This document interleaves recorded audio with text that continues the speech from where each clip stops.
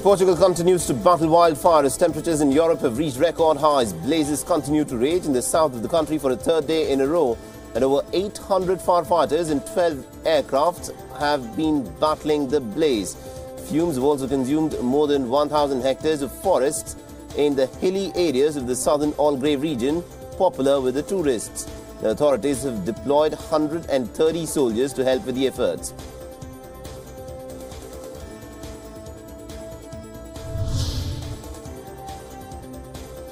Europe continues to reel under an intense heat wave as temperatures across the continent continue to soar. In Portugal, mercury was expected to hit 45 degrees Celsius. The country has also recorded the hottest day in 18 years after temperatures breached the 47-degree mark. France has also recorded its hottest day since the infamous 2003 heat wave. And in Spain, temperatures have reached 44 degrees Celsius in the country's south on Saturday.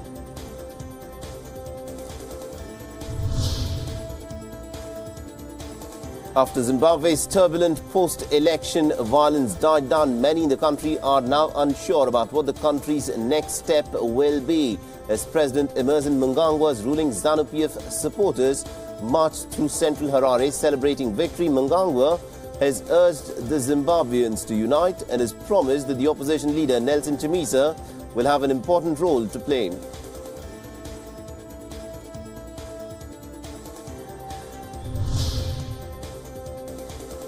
The wildfires continue to rage in California's coastal town of Mendocino. Two wildfires, collectively called the Mendocino Complex, grew to over 254,000 acres. Two wildfires make up the complex fire: the Ranch Fire, which was 23% contained, and the River Fire, which was about 58% contained by Sunday. Now, the wildfire has forced the evacuation of more than 20,000 residents and has destroyed more than 100 structures.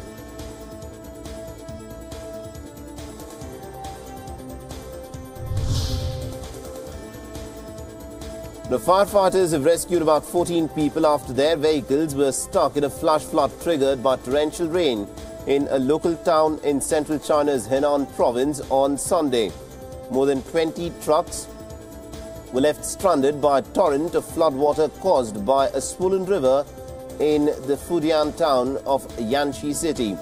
Now, amateur footage captured the power of the flooding, with rushing torrents slowly washing away the heavy trucks.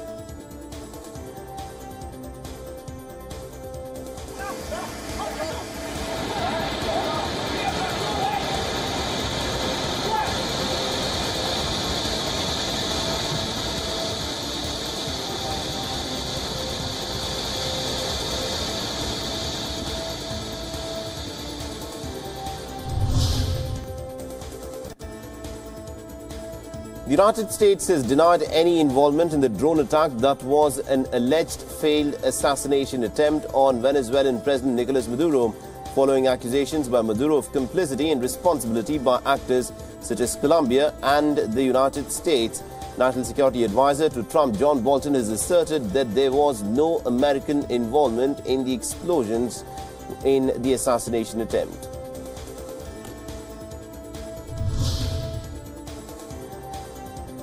The Pakistan Tehreek-e-Insaf Party will officially be announcing Imran Khan as their candidate for the next Prime Minister of Pakistan today. PTI spokesperson Fawad Chaudhry has said the announcement will be made at a parliamentary meeting to be held in a private hotel in Islamabad, while the exact date of Khan's swearing-in ceremony still remains unknown.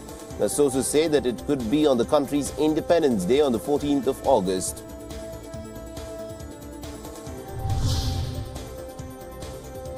Now, Trump says that his son had indeed sought information on Clinton from Russians in 2016.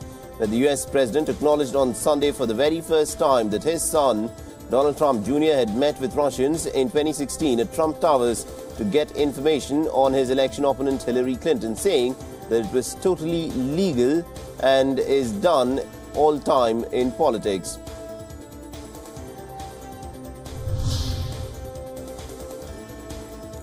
The South Sudan's long-awaited peace deal was finally reached yesterday. The South Sudan government had signed a peace deal and also power-sharing agreement with the country's main rebel group, said the country's foreign minister of neighboring Sudan, which had been helping to broker the agreement.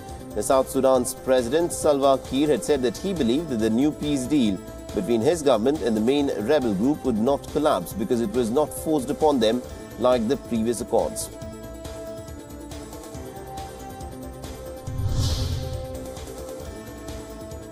The United Arab Emirates, the main partner in a Saudi-led military coalition intervening in Yemen, has said that it is ready to back the UN-brokered peace talks in Geneva between the country's two warring sides. Now, the United Nations envoy to Yemen, Martin Griffiths, had told the Security Council that a political solution to the end of the war in Yemen was available and that the warring sides will be invited to talks on the 6th of September in Geneva.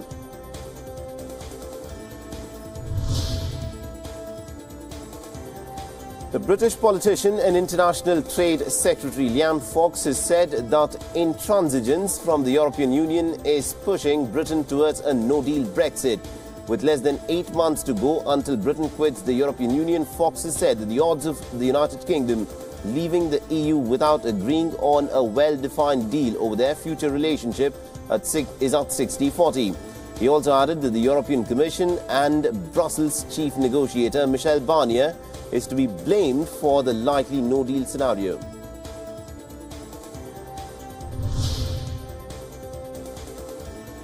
Now, India's Foreign Minister Sushma Swaraj returns to India after her three-nation official visit to Kazakhstan, Kyrgyzstan and Uzbekistan as a part of India's efforts to enhance its defence, security and strategic partnership with the resource-rich Central Asian nations.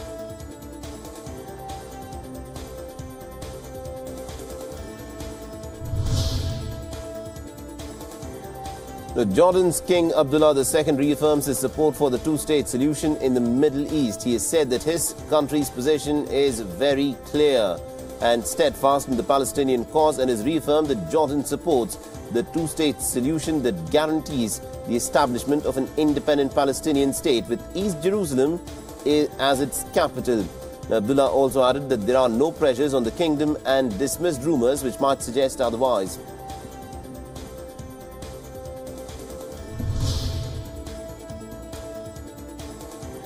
Now, days after protests against gun violence in Chicago occupied the United States' attention, reports of almost about 34 people being injured and about 5 people being killed in shootings across the city have outraged many. The police patrol chief, Fred Wallner, addressing the violence in a news conference on Sunday, said that the shootings once again reflect the devastating effects that illegal guns have in our communities. Chicago has recorded more than 300 murders this year, and the number is higher than any other city in the United States.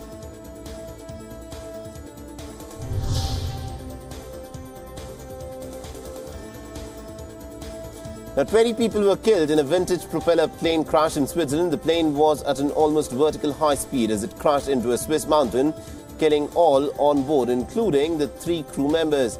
The Junkers Ju-52 plane, operated by the Swiss company JU Air, went down on the Piz-Segnas mountain above a Swiss alpine resort of the mountain's western flank. The crash happened about 8,000 feet above the sea level.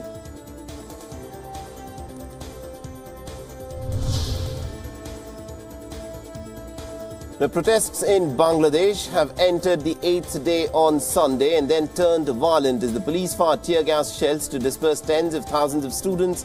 The protesters in the capital city of Dhaka, the protests erupted last week after 2 teenagers had been mowed down by an overspeeding bus.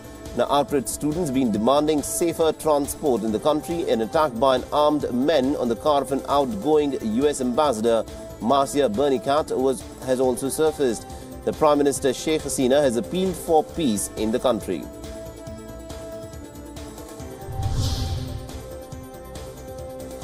Israeli Prime Minister Benjamin Netanyahu continues to defend Israel's new nation-state law that has caused outrage within the international community.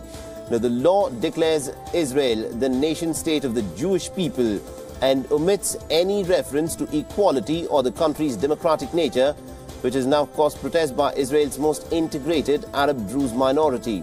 Now, critics have called the law as the legalization of an apartheid regime.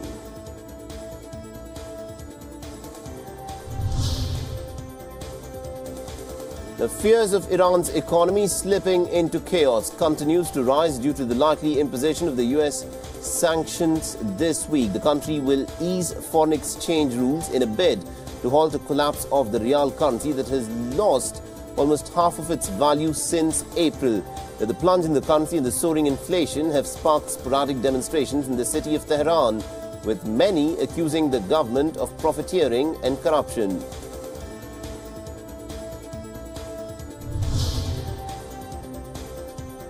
Pakistan's anti-terrorism court has awarded 4 more death sentences to Imran Ali, the man who is accused of rape and murder of young girls in Pakistan's Kasur city.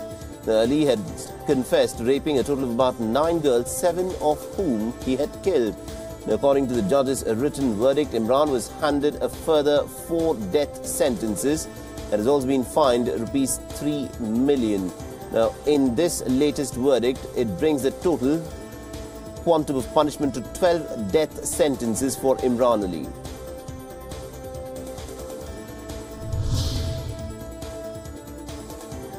Now, 11 children were rescued from a compound in New Mexico. The children were found when the Taos County Sheriff's deputies were searching for a missing Georgia boy. They did not find the boy but have arrested 2 men at the remote site and have also taken 11 children into protective custody.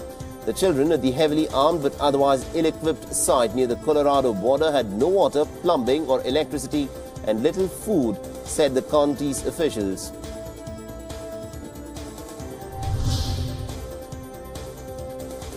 Now, 3 Czech NATO soldiers were killed by a suicide bomber in eastern Afghanistan yesterday. The Taliban have claimed the official responsibility for the attack.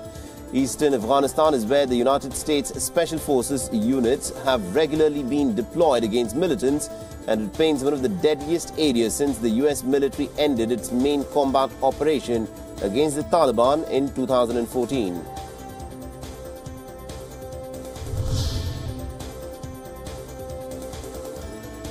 The 3 people have been killed after a bomb blast in the center of Somalia's capital, Mogadishu. A car bomb exploded along the busy street of Makkah al-Mukarram in the capital. The ambulance services have said that so far 3 bodies have been retrieved and 7 others have been injured, have now been taken to a hospital. Somalia has been plagued by violence since 1991, where the jihadist group Al-Shabaab is fighting to overthrow a Western-backed government that is installed in the center.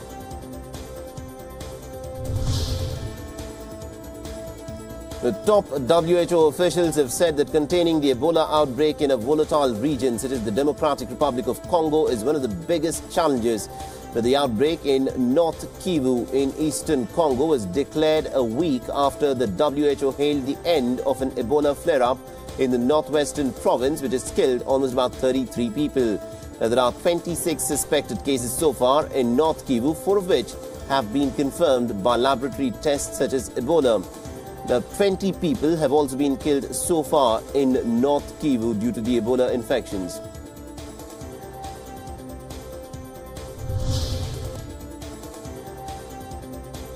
A futuristic restaurant in China has introduced robotic waiters. The concept is helmed by Chinese e-commerce giant Alibaba in a bid to modernize service and retail in a country where robotics and artificial intelligence is increasingly being integrated into commerce.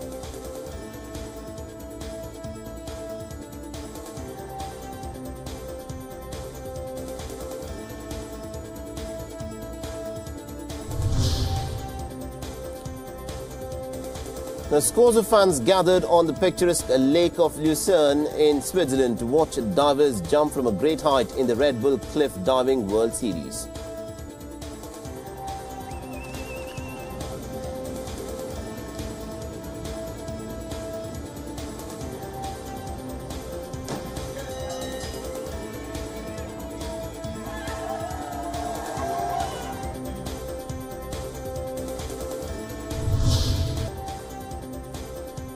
Now, actor-director Nandita Das, who is directing the biopic on Indo-Pakistani writer Saadat Hasan Manto starring Nawazuddin Siddiqui, has said that you will know Nawaz's range when you see Manto. I needed a brilliant actor to portray many contradictory emotions since Manto was a complex character.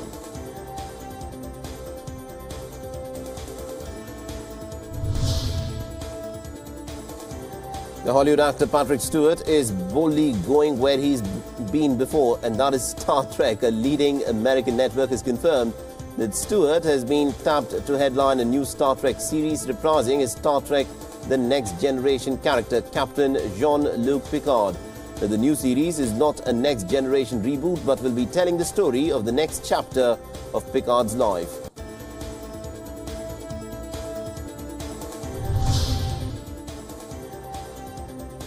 The Russian Foreign Ministry has appointed Hollywood actor Steven Seagal as its special representative for the Russian-US humanitarian ties. Russian President Vladimir Putin had handed a Russian passport to Seagal in 2016. Seagal said that he is extremely grateful for the opportunity.